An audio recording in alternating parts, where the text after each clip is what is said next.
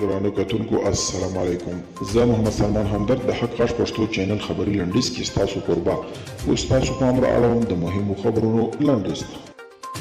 د امریکا د بهرنیو چارو وزارت ویان مورګان اورتیګوس په یوه مرکه کې ویلي دي چې امریکایي ځواکونه له افغانستانه وځي نو د سیمې د هیوادونو په تیره د روسیې او چین مسؤلیت دی چې دغه هیواد ته د سولې په راتګ کې همکاري وکړي.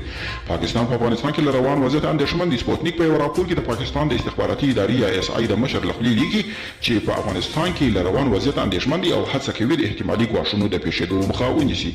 ایشیا ریویو په یو مقاله کې له افغانستان د امریکایي ځواکونو وتلو ته په ټوله کې د افغانستان په اړه د امریکا تګلارو ته اشاره کړې ده. د مطلب لیکوال وایي له لومړۍ سره افغانستان ته د امریکا راتګ موخه د دغه هیواد د پرمختګ او حالت ښه کول نه و.